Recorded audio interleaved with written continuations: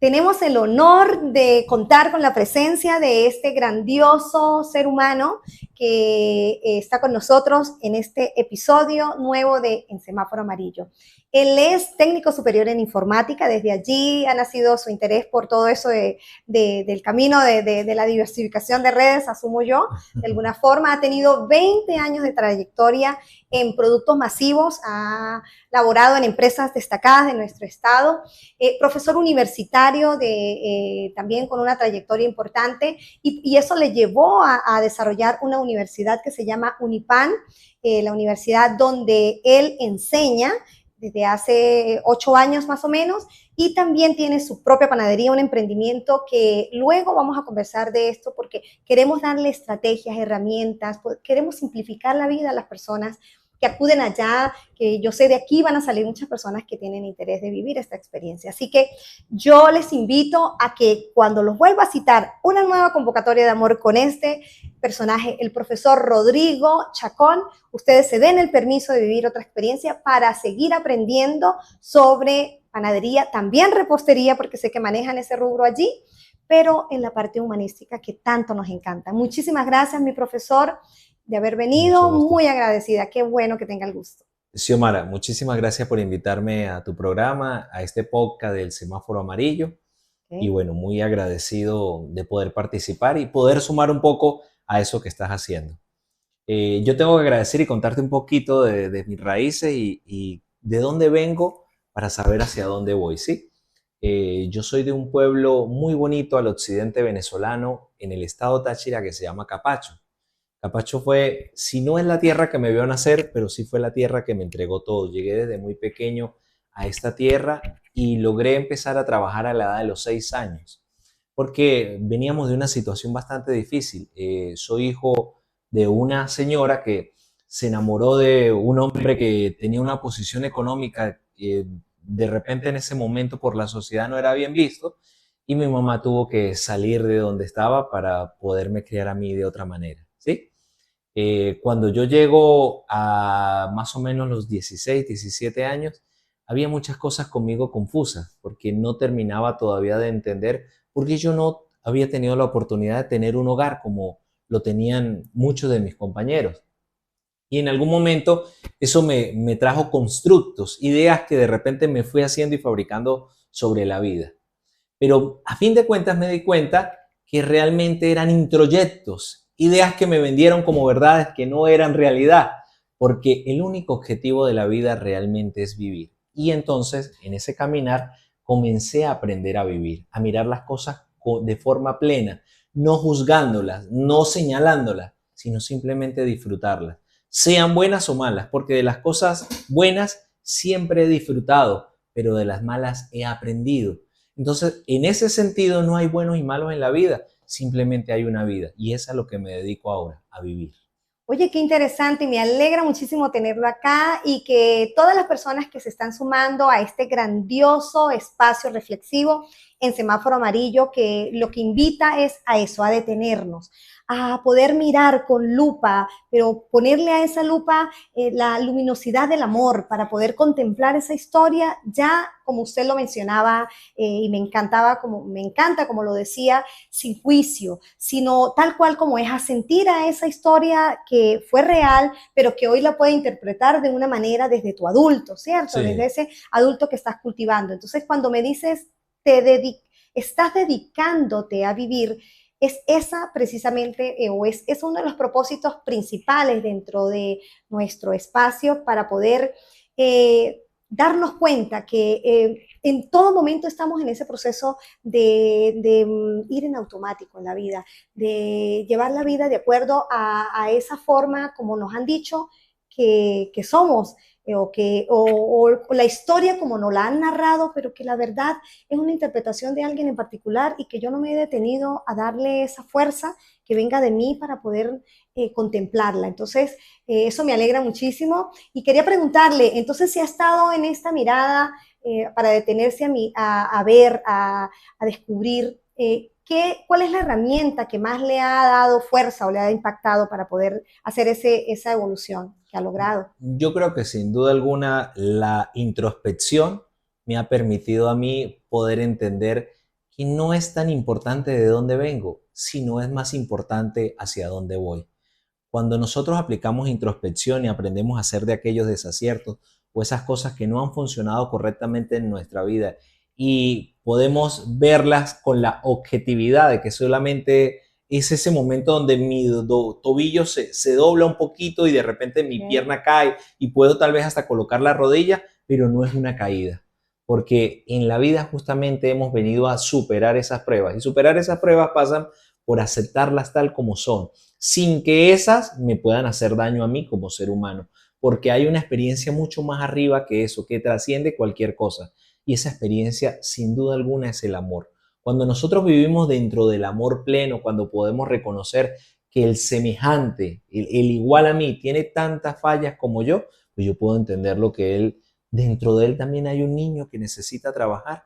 Y ese niño necesita ser atendido por un adulto que lo mire con respeto, sin juzgarlo, sin atenuarlo, pero mostrándole el camino hacia dónde debe dirigirse. Usted señalaba algo interesante con respecto a su enfoque ha sido más hacia dónde va. Sin embargo, bueno, hay herramientas de conciencia pura que nos dice que es importantísimo darle esa mirada a los orígenes, porque es allí donde está la raíz de los problemas, de los embrollos emocionales, de las situaciones en que nos estamos dando cuenta ahora el motivo de consulta, el motivo de ir a un lugar para ser acompañado con herramientas, es precisamente los temas de pareja, porque es justamente en esa área donde se activan todas esas heridas que no han sido resueltas, no han sido quizás no se han hecho cargo, esta persona en la que está viviendo el proceso no se ha hecho cargo de que algo le corresponde ir allí a esas raíces para poderlo contemplar y obviamente no va a poder cambiarlo, pero va a poder darle esa contemplación, esa compasión que usted lo mencionaba desde el amor, pues es justamente nuestra premisa, el amor, compasión es mirarlo con amor, pero también para poderlo dejar allí, entregarlo a quien corresponda, porque pues no es tuyo, muchas cosas que son inconscientes, muchas cosas que son totalmente de otros y que han viajado de generación en generación, ha sido consecuencia de consecuencias y que nosotros por fidelidad las estamos repitiendo.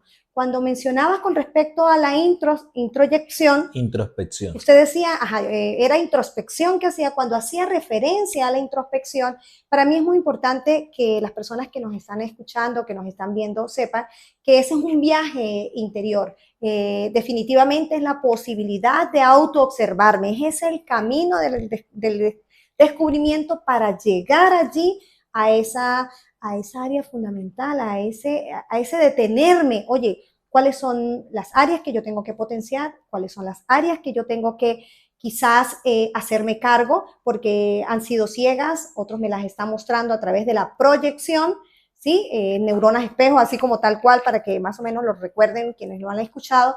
Tiene que ver como cuando una persona bosteza, pues la otra automáticamente lo hace. Pues así es la vida en cuanto a los comportamientos y los procesos que han sido patrones y programas que se han venido repitiendo.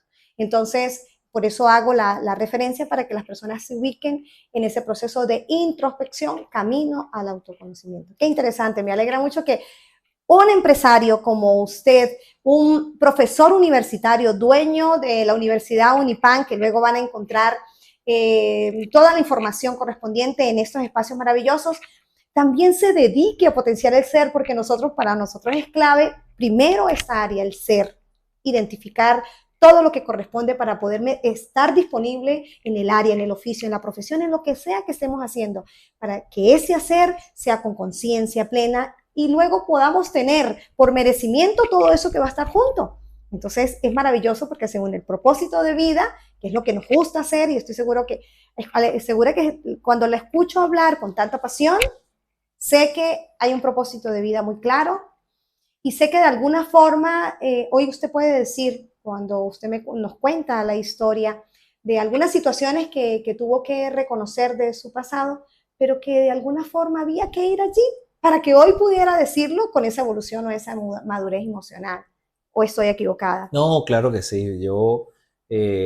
La verdad que no fue un trabajo que hice solo, ¿no? Se necesita buscar ayuda. El primero es darse cuenta, es aceptar que nosotros Parece mentira, pero usted lo decía bien cuando muchas de las cosas de lo que nos representa y nos mueve hoy como adultos se captaron en momentos de nuestra infancia, ¿no? Momentos que nos marcaron para bien o nos marcaron para mal. Pero yo también tengo que decirle con mucha responsabilidad que justamente cuando yo me hago adulto, el hacerse adulto significa hacerme responsable. Totalmente. Y la responsabilidad contiene o conlleva al compromiso de entender que muchas de las cosas que sucedieron no tienen que ver directamente conmigo, porque el mundo va en movimiento.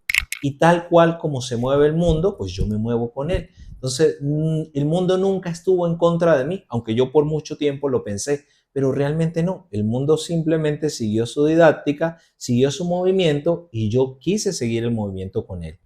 Cuando yo me hago adulto y me hago responsable, puedo entender y mirar ese pasado sin que ya me haga daño, porque ya no me hace daño, ya todo lo que yo pude haber vivido o pude haber experimentado como positivo o negativo, pues ya hace parte de algo que es simplemente una historia.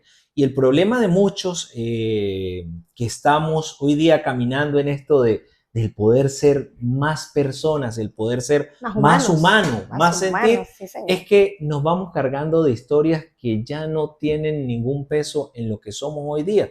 Muy interesante ese enfoque que usted le está dando como preámbulo a lo que nos va a contar, porque su narrativa me agrada.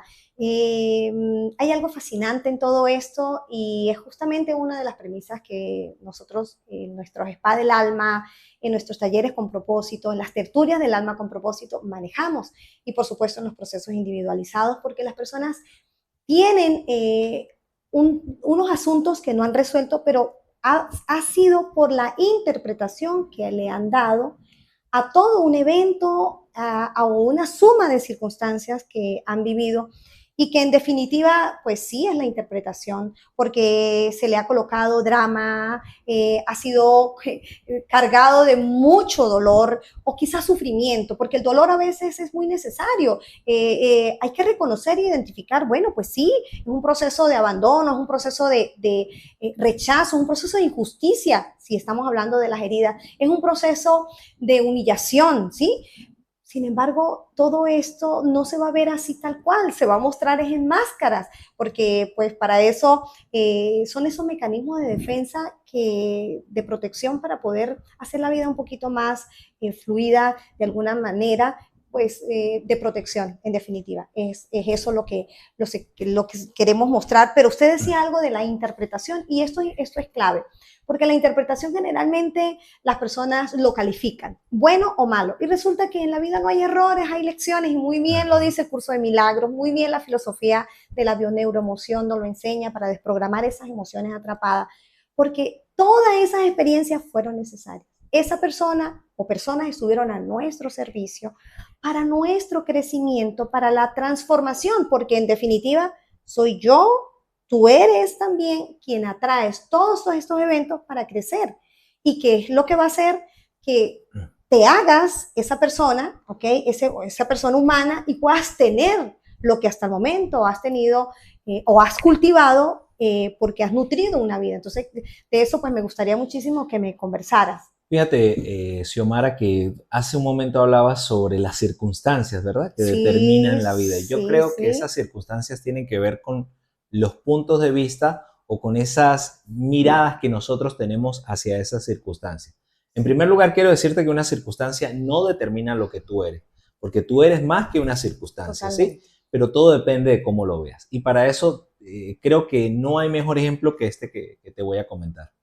Cuando mi hijo Juan Pablo tenía 1 año y medio, más o menos, 1 año y medio, 2, yo decidí un domingo colocar algunas cosas en la camioneta y decirle a mi esposa que nos fuéramos a pasear. Y nos fuimos hacia uno de los ríos que está hacia la zona norte del estado Táchira. Okay. Estacioné la camioneta lo más cercano que pude al río porque quería aprovechar y también como que limpiarlo un poquito. Y en ese momento comenzó a llover y inmediatamente el agua comenzó a subir, ¿verdad? Y en algún momento las ruedas traseras, que era hacia donde había quedado, quedaron clavadas en el fango y ya el agua estaba acercándose mucho. Mi esposa en ese momento cayó como en una crisis, tuvo pánico, tuvo mucho miedo. Yo me preocupé demasiado por lo que estaba pasando también, pero asombrosamente mi hijo estaba feliz y reía porque decía, papá, wow, qué emocionante lo que estamos viviendo. Entonces, fíjate, una Dos circunstancia perspectivas y dos puntos de vista totalmente, diferentes. él viéndola como el niño que vive, que disfruta, que está para vivir a plenitud la Sin vida, miedo. y nosotros viéndola como adultos, no con responsabilidad ya, sino como desde el miedo, del temor. Y esa misma circunstancia tuvo en ese momento dos puntos de vista totalmente diferentes. Y era la misma circunstancia, el mismo momento. Entonces, ¿de qué forma vamos a mirar eso? ¿Lo vamos a mirar como el niño que está ahí quejándose y colocándole drama, que usted le hizo así, ya se sobó el brazo porque...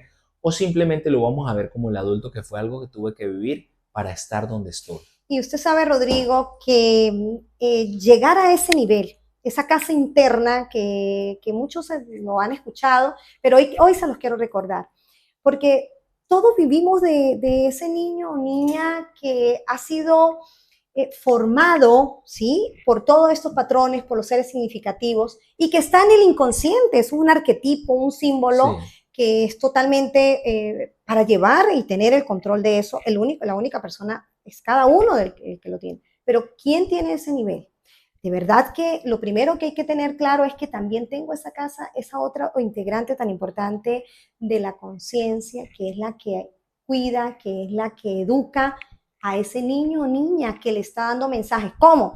A través de los eventos, a través de los signos o síntomas que el cuerpo habla. Antes de llegar a la mente, el cuerpo te lo anuncia. Sí, somatizamos. Totalmente. Y precisamente por eso, una de las cosas por las cuales usted es uno de nuestros invitados de honor, es porque usted hace algo grandioso en esta humanidad, en esta tierra bendita del estado Táchira, en este rincón de Venezuela, donde yo también celebro pertenecer a ella, porque en esta tierra bendita usted hace algo maravilloso que yo no soy la que se lo voy a contar, es usted mismo el que nos lo va a narrar, porque yo de verdad lo he disfrutado y no directamente, porque son sus discípulos, son sus aprendientes que han aprendido ese arte y yo he recibido el servicio de ese alimento. Entonces yo quisiera que nos compartieran algo de esto, porque dentro de nuestro podcast la nutrición no solamente es física o de nuestro cuerpo, la nutrición también es de nuestra alma, de nuestra mente, pero es interesante verlo desde esa posibilidad porque es salud, es bienestar, y de eso quiero que nos compartas. Bueno, fíjese que desde hace más o menos unos 10 años para acá vengo caminando en el área de la gastronomía, aunque como usted pudo comentar, tuve 20 años en la parte del consumo masivo, que fue donde mayormente me formé. Pues parece que ya cuando tuve cierta edad comencé a mirar otras cosas y a querer vivir lo que yo realmente quería. Y sentí un amor inexplicable por la gastronomía. Comencé a estudiar panadería, me encantó lo que estaba viendo con ella, lo que estaba haciendo con ella, y quise profundizar con maestros acá en Venezuela y también fuera del país. Aquí en Venezuela tuve la oportunidad de trabajar con Juan Pablo Márquez, que es un gran panadero del estado Mérida. Qué maravilla. Él trabaja la masa madre en el estado Mérida. Trabajé con Ramón Moncheiro, que es un panadero también merideño, pero que hoy día está al servicio de Portuguesa, está por allá trabajando. Y tuve la oportunidad de trabajar con uno de los más grandes panaderos en Venezuela, que es el maestro Máximo Colina. Máximo Colina es escritor de 2 libros, uno de panadería, uno de repostería. Está escribiendo su 3er libro y es una persona a quien acá en la panadería venezolana le debemos muchísimo, porque ha hecho mucho por nuestra panadería. Eso me llevó a entender un poco toda la biología que había dentro de los panes y entendí que más que un proceso realmente culinario, era toda una fascinación de alquimia, de manejar temperaturas, de manejar los microorganismos, la microbiota, el ecosistema completamente que se desarrolla dentro de la masa madre. Y eso me llevó a caminar y a entenderla con ella, porque tenía los problemas que a mí siempre me ha gustado los panes, pero muchas veces cuando comía los panes terminaba con problemas de acidez, con cefaleas, con reflujo en algunos casos, porque mi cuerpo, y no lo entendía, no aceptaba muy bien los niveles de levadura. La levadura comercial, el Saccharomyces cerevisiae, siempre me ha generado como ciertas incomodidades a nivel estomacal. Entonces, en busca de qué hacer para seguir consumiendo panes, pues estuvo esta persona que es Juan Pablo, fue el primer panadero que me enseñó a mí a trabajar con masa madre, a elaborar masa madre, y comencé yo a hacer panes con ellos.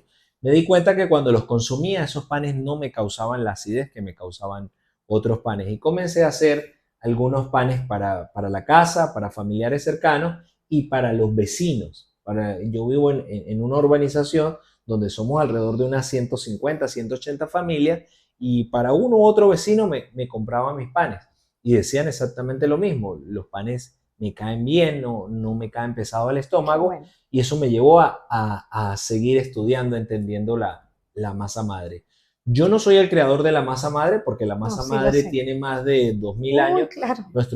La bibliografía reporta que por allá en Egipto, en Babilonia, en alguno de estos pueblos antiguos, alguien dejó una masa fermentar de un día para otro y se dio cuenta que esta levó. En este momento nosotros no conocíamos realmente lo que pasaba, pero lo que sí se dieron cuenta ellos en ese momento es que la masa tenía mejores sabores y caía mucho mejor al estómago.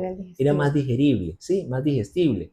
Entonces siguieron haciendo esos panes así. No fue sino hasta cuando aparece el señor Alexander Fleming, que puede entender muy bien lo que sucede con las bacterias, con los hongos, y puede como desarrollar las teorías que dieron origen para el desarrollo de la penicilina, que entendemos muy bien cómo fraguar y manejar esas bacterias, en este caso el Saccharomyces cerevisiae, para poderlo masificar posteriormente. Luego de esta masificación de la levadura, de las panaderías comerciales, pues vuelve nuevamente a retomar fuerza en estos tiempos las panaderías antiguas, las panaderías de nuestros abuelos. Es una tendencia muy fuerte en Europa que hoy día en países como España, Italia, Portugal, Francia, se trabaje con masa madre. Y es tendencia no porque esté de moda, sino porque ahora no. Y las redes sociales han permitido que conozcamos cómo trabaja cada uno de ellos. Mire, las redes sociales tienen tanto impacto ahora que lo que nosotros estamos haciendo en este momento pronto se verá en todo el mundo. Sí, claro. Y efecto mariposa. Exacto. También, qué fantástico. Entonces es así. Entonces eso pasó. Ellos en ningún momento se olvidaron de la masa madre. Siempre en esos lugares de trabajo, obradores, como le decimos en panadería, se ha trabajado con la masa madre, pero hoy día pues las redes sociales permiten que nosotros la conozcamos mucho más a fondo. Qué maravilloso. Así llegué a un panadero español que se llama Jordi Morera, que para mí ha sido una de las personas que más me ha inspirado y más me ha invitado a trabajar con esto de la masa madre. He logrado obtener sus libros, pero gracias a la penetración de las redes sociales, pues tengo su Instagram y de vez en cuando hablo con él. Le escribo, le hago preguntas, y es una persona que siempre ha estado muy apresta también a que la gente aprenda, a que pueda entender cómo funciona esta biología de la masa madre. Y es justamente eso. Déjeme contarle un poquito más acerca de la masa madre. Cuando nosotros hacemos panes que se realizan con Saccharomyces cerevisiae, con levadura, estos panes generan una fermentación alcohólica que posteriormente se transmite a las masas. Y estas fermentaciones muchas veces terminan dándole una traza rancia al pan, ¿sí? Que generalmente me puede causar daño. Y causan daño también porque siempre que trabajo con levadura comercial, Saccharomyces cerevisiae, en niveles desproporcionados, genero el ácido fítico. Y el ácido fítico es un antinutriente, ¿sí? Voy a hacer una pausa aquí para concatenar con esto. Cuando yo trabajo con masa madre, la masa madre es generalmente, hay una participación de levaduras salvajes también allí, pero hay mucha participación de lactobacilos. Y esos lactobacilos generan ácido láctico, similar a los ácidos que están dentro de mi estómago. Bien, cuando yo trabajo con masa madre, todos mis panes al final de salir del horno, de la pieza que ya ha crecido, que fermentó y yo la saco del horno, contiene información nutricional importante para el organismo. O sea, nutricionalmente está enriquecida. Pero cuando yo trabajo con levadura, al generarse ese ácido fítico, él es un antinutriente, es decir, todos los nutrientes como zinc, hierro, sodio, niacina, tiamina, que componen la base principal del pan, que es la harina, terminan siendo consumidas en ese proceso de fermentación. Entonces, Anulados, masa madre, sí, anulados, anulado. Entonces, masa madre, un pan que nutricionalmente me hace mucho bien. Este me llena, pero no me nutre. Entonces, ¿qué quiero yo? ¿Algo que me llene o algo que me nutre? Por supuesto, algo que me nutre y es precisamente eso, profesor Rodrigo, y me encanta pues llamarlo por algo de lo que más le agrada a usted realizar, y es enseñar. Y la enseñanza que permanentemente está proyectando a la humanidad, porque la gente está buscando aprendizaje, la gente está buscando hacer algo, pero más allá de hacer algo, estoy segurísima que muchas de las personas que se han acercado es para tener una vida saludable.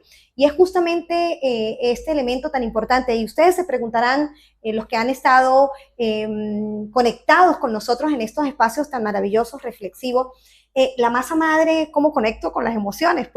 Pues hay una forma fantástica que yo se las quiero asomar, porque nuestro cerebro entérico, que ya algunos también ya conocen y otros se están enterando, ese cerebro entérico, que es el sistema digestivo, hay muchísima información, hay neuronas, allí se guardan toda una cantidad de circunstancias, como lo habíamos manejado inicialmente, pero están atrapadas, encriptadas.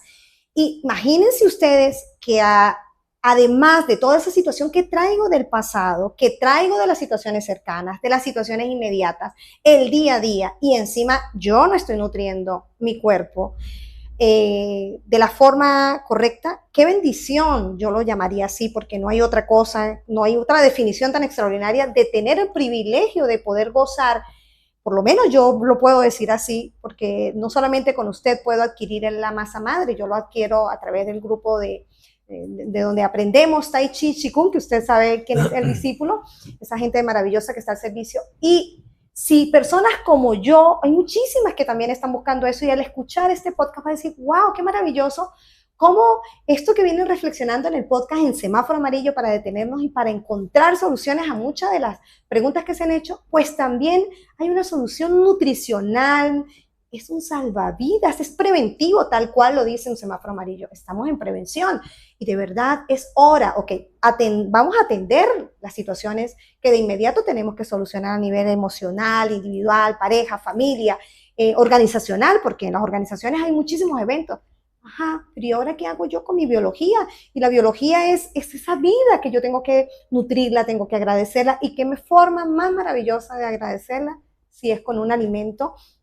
Y como es el pan, porque el pan reúne familias, el pan nutre, el pan, y usted mismo lo decía, cuando ese investigador, pues ese investigador no sé si es un campesino, porque me imagino que eso sucedió hace tantos años, usted dice 2000 años más o menos, mucho más, se remonta. Imagínense ustedes cuando ese ser se dio cuenta que la misma era el autoproceso, digamos así, como cuando lo podemos comparar en los procesos de vida, cuando usted activa su sanador interno, sus propios recursos internos para salvarse de esas situaciones que le hacen sentir tan triste, tan mal, en un callejón sin salida. Y lo mismo puede ser un pan, porque este señor, esta es la fuente de ingreso, este es el sustento, pero que hay la posibilidad de proporcionarle a la humanidad, y desde ahí se remonta, que la misma harina produce su propia levadura.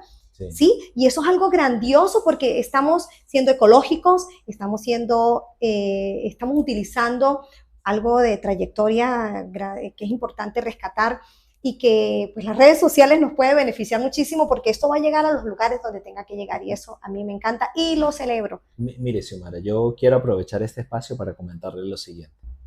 La humanidad, desde que nos conocemos como humanos, hablemos de repente los que nos antecedieron, el Neandertal, el Australopithecus. Explícale un poquito a la audiencia qué significa eso, para que estamos hablando de los primeros hombres. Muy bien. De cómo se hizo el desarrollo de la humanidad, cómo pasamos de ese mono a lo que somos hoy día, ¿verdad? Imaginemos esto, esa humanidad siempre se ha sostenido con trigo. El trigo ha sido la base fundamental para todos los pueblos. Hoy día yo veo que mucha gente tiene una conducta como antipan, ¿verdad? O sea, yo no quiero comer pan. no como pan porque me engorda, no como pan porque me cae pesado, no como pan por lo que usted quiera. O hay un problema también latente que lo puedo entender, es una realidad y es el problema de los celíacos, que Ah, ellos sí, no sí, tienen cómo procesar muy bien el gluten sí. y ese gluten pues causa daño. Ahí hay una salvedad, no es el gluten, es la gliadina la del problema. Cuando hablamos de Wow. gluten, estamos hablando de dos moléculas insolubles, ¿sí? Es decir, moléculas que no pueden disolverse con el agua. Una es la gliadina, es una molécula monomérica, es decir, que la encontramos separada en la harina, y otra es la glutenina, que es una molécula polimérica, es decir, es una cadena ramificada que se encuentra dentro del trigo. Esta última es la que es la que trata de llevarnos a ese problema, ¿verdad? Y lo hace porque cuando nosotros consumimos el pan, ¿verdad? El pan se transforma como en una masa viscosa que se queda en nuestro intestino delgado. Y al quedarse allí no la procesamos tan rápido y nuestro cuerpo comienza a atacarla como si se tratara de una afección gástrica en este momento, en ese momento. Pero termina haciendo, en eso de tratar de mejorar nuestra salud, termina haciéndole daño a otros organismos. Cuando nosotros no procesamos bien los alimentos, puede ser un problema del intestino permeable, del intestino delgado que no permite esto, pero también es cierto que el problema no está con el pan como la gente lo quiere hacer ver. El problema ha estado que de manera desorganizada hemos estado utilizando levadura a diestra y siniestra en las panaderías sin una estandarización que nos permita entender cuál es el porcentaje real que deberíamos usar. Nosotros en esta parte del mundo no tenemos, pero yo siempre le digo a la gente, no tenemos una estandarización o una regla que nos permita a nosotros identificar cómo trabajar en panadería. Pero hay una legislación europea que se llama la legislación europea del pan, donde se habla un poco sobre cómo son los panes que se pueden trabajar y denominarse panes de masa madre. Por ejemplo, para que un pan se denomine masa madre, en primer lugar debemos trabajarlo entre un 30 y un 40% de masa madre activa, es decir, que tenga toda la actividad microbiológica de lactobacillus, de bacterias, Todo eso que microbiótico. estén activos completamente Ok, para que hagan el proceso de digerir ok. la masa y pues por supuesto la puedan fermentar, ¿verdad? Otra característica que dice la legislación es que los panes deben tener una acidez que esté entre 4.8 y 4.2. Si el pan tiene esa acidez, se considera como un pan de masa madre. Si no, no lo es. Entonces, nosotros estamos tratando acá de que la gente entienda un poco la acidez en nuestros panes, porque justamente la masa madre nos lleva a eso, a panes que tienen una ligera acidez. Y esa ligera acidez nos ayudan a predigerir mejor el pan cuando él está en nuestro intestino, cuando nosotros desde nuestro intestino delgado estamos En nuestro procesando, cerebro. degradando para convertirlo en nutrientes que van a cada órgano o a Claro. cada movimiento que necesita nuestro organismo para estar Ok. nutrido de una u otra forma. Entonces, ¿qué pasa con las panaderías hoy día? Que la mayoría de ellas no conoce sobre la legislación y se trabaja con unas recetas que ya hoy día están derogadas. Por ejemplo, la legislación europea del pan dice que para un pan salado nosotros podemos usar entre un 0,1 y un 0,2 de levadura. Es decir, 1 o 2 gramos por cada kilo de harina. O sea, la levadura no es el problema es cómo la usamos. Pero yo he llegado, por ejemplo, a hacer asesorías en panadería donde vamos a hacer un pan tipo francés. El pan francés que a alguna gente le gusta o Sí. el español. Y utilizan 25 y 30 gramos por cada kilo de harina. Exacerbado. Cuando la legislación habla de Cero. 1 o 2 gramos. ¿Ve? De Ajá. 0,1 o 0,2. 0,1. Ajá. Estamos hablando entonces de 3, 2, 3 y hasta 4%. Profesor, de verdad que esto que usted nos está explicando, podríamos hacer, no, bueno, un maratón con esto tan interesante, porque de verdad a mí me conecta muchísimo y sé que muchos estarán quedándose a escuchar este espacio reflexivo por tan importante y nutrido alimento para el alma. Pero hay algo interesante que yo quiero rescatar y es que asumo que los estudiantes que acuden a su universidad, pues tienen proyectado hacer emprendimientos para en sus pueblos, en sus comunidades, poder vender el pan de masa madre. Pero hay algo interesante que yo quiero comentarles, que lo he ido investigando, y es un elemento que en la potenciación del ser, en este desarrollo emocional, es muy pilar, y es la paciencia. Es una de las cosas o de las cualidades que hay que desarrollar, que hay que alfabetizar, porque usted me lo decía y yo se los quiero comentar, que eso fue uno de los elementos más importantes, de los dones que ha podido cultivar gracias a la masa madre. Y yo sí quiero decirles que eso quizás es lo que a mí también me atrapa, y me atrapó muchísimo, porque digo, bueno, todos los aprendientes que están con ustedes no solamente están aprendiendo a hacer un oficio para tener un ingreso, sino desarrollar la paciencia de una manera práctica. ¿Qué les parece eso? Yo quiero rescatar algunas cosas interesantes con respecto a lo que pude conectar como un elemento clave en la vida para poder llevar la vida con calma, con fluidez, y es la paciencia. Porque este señor que tenemos aquí de invitado, este lujo de personaje, se está formando como constelador familiar. Él sabe que son 9 escuelas que hay que vivir con nuestra queridísima amiga, maestra, mentora, Olivia Lazo. Entonces ya habrá un espacio para que él les cuente, porque de que yo se lo diga, pues lo habrán escuchado, pero que lo escuchen de una persona que hace vida, que está en el oficio tan hermoso y tan laborioso, el más antiguo, que uno de los más antiguos, que es la panadería. Wow, me parecería fantástico poder hilar un nuevo espacio reflexivo en Semáforo Amarillo para poder vivir esta experiencia. Muy agradecido, profesor, habernos acompañado en un nuevo episodio de nuestro podcast en Semáforo Amarillo. Y nos queda el sabor para poder vivir otra experiencia reflexiva de aprendizaje y de aventuras, porque les estaremos contando sobre lo que significan las constelaciones familiares y su influencia en la vida de los empresarios. Volvemos en otra oportunidad. Gracias.